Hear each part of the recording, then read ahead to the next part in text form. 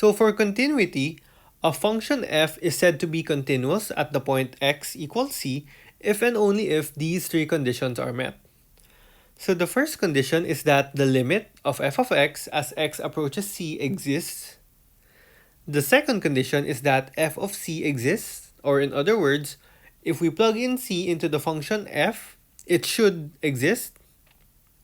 And the third condition is that the limit of f of x as x approaches c is equal to f of c. So all three conditions must be satisfied, and if even one of these conditions aren't met, then the function is said to be discontinuous at the point x equals c. Okay? So for us to understand this definition of continuity a bit more, let's look at a few illustrations. So for our first item is the function g of x, wherein g is equal to 3x squared minus 4x plus 1 all over x minus 1 continuous everywhere. So by looking at the function, the denominator is x minus 1. Thus, we need to do a bit more investigation as to if x is continuous or discontinuous at x equals 1. Okay? So let's start with the limit of f of x as x approaches 1, or the first condition here. So we have here the limit of 3x squared minus 4x plus 1 all over x minus 1 as x approaches 1. So by direct substitution, we can see here that this is an indeterminate form, right? So we need to now factor out the numerator and the denominator.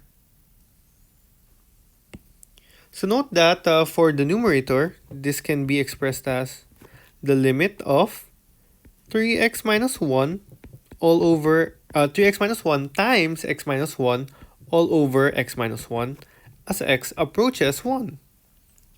So then we can cancel out x minus 1, and then we're left with, so this is equal to the limit of 3x minus 1 as x approaches 1. And this is now 3 times 1 minus 1, which is equal to 2. Okay. So the first condition is satisfied because the limit of f of x, or the limit of g of x as x approaches 1 exists. Next, we determine if f of c exists. Or in this case, we want to determine if g of 1 would exist. However, g of 1 is equal to 3 minus 4 plus 1 all over 1 minus 1. Since the denominator and the numerator are both 0, then g of 1 is undefined with 0 over 0. Okay?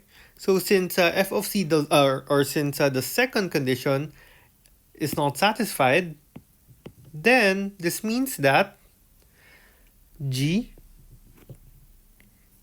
is discontinuous at x equals 1.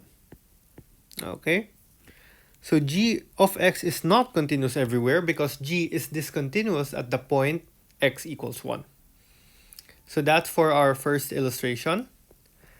And now for our second illustration, we want to determine if the given piecewise function f of x is continuous at x equals 1 and x equals 2. Okay? So let's start with x equals 1. So for a, we first determine the limit of f of x as x approaches 1 from the left. Since we're given a piecewise function then the values of x, which is less than 1, and x, which is greater than or equal to 1, are both different. So here we need to utilize one-sided limits.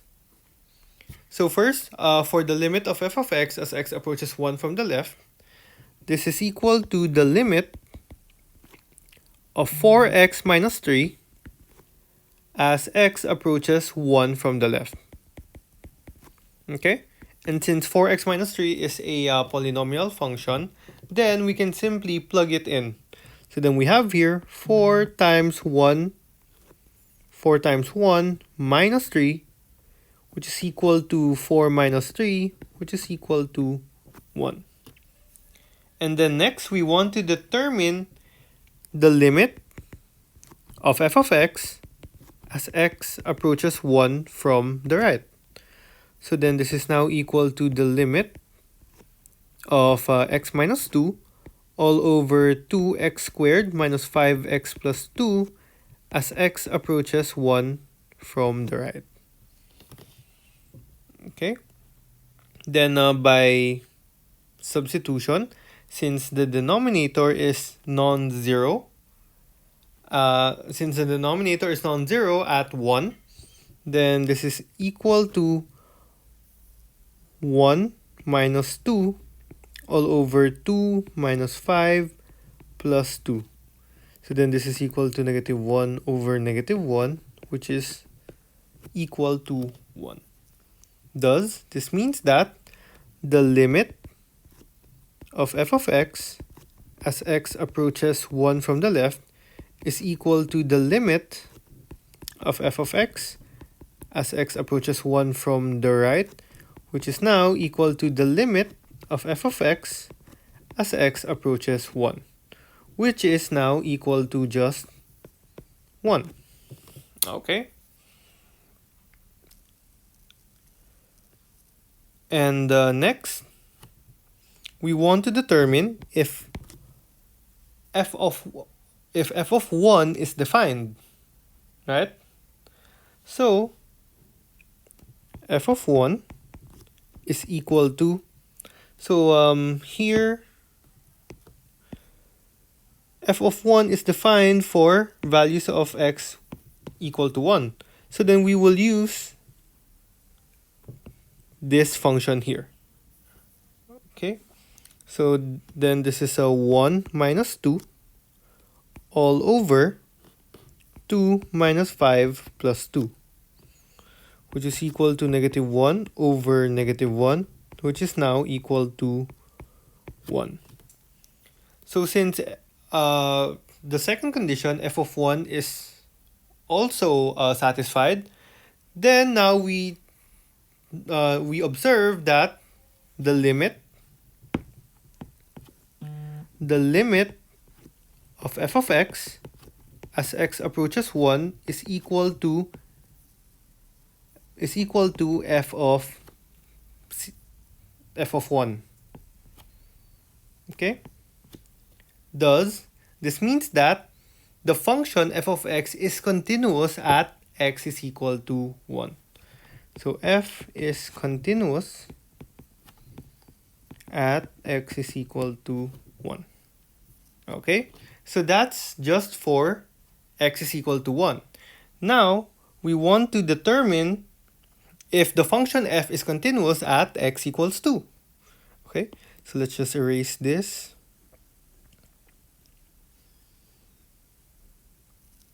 And now we look at x equals 2. Okay? X equals 2. So first, let's determine if the limit of f of x as x approaches 2 from the left exists. So then this is equal to the limit of, since x is, for values of x greater than or equal to 1, we have f of x equaling to x minus 2 all over 2x squared minus 5x plus 2. Then this is our function, and we actually don't need to look at the one-sided limits as x approaches 2. So this would now be the limit of x minus 2 all over 2x squared minus 5x plus 2 as x approaches 2. So again, by direct substitution, this would give us an indeterminate form, right? Since the numerator is 0 and the denominator is also 0. So we then factor out the denominator. So we rewrite this as the limit of x minus 2 as x minus 2 times 2x minus 1 as x approaches 2. So then we can cancel out x minus 2 from the numerator and denominator, and this is now equal to the limit of 1 over 2x minus 1 as x approaches 2. And by substituting, or by direct substitution, this is now equal to 1 over 2 times 2 minus 1, which is equal to 1/3. Okay, so this means that the first condition, wherein the limit of f of x as x approaches c exists. And now we look at the second condition, which would be f of 2. Okay.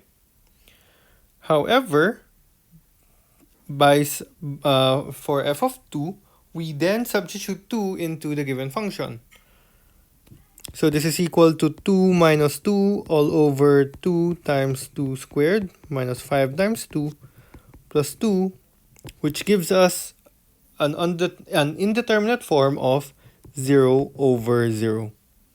Which means that f of 2 is undefined, or f is undefined at x is equal to 2. So since the second condition is not satisfied, thus this means that f is discontinuous at x equals 2. Okay? And this is now our final answer here. So f is continuous at x equals 1, but is discontinuous at x equals 2.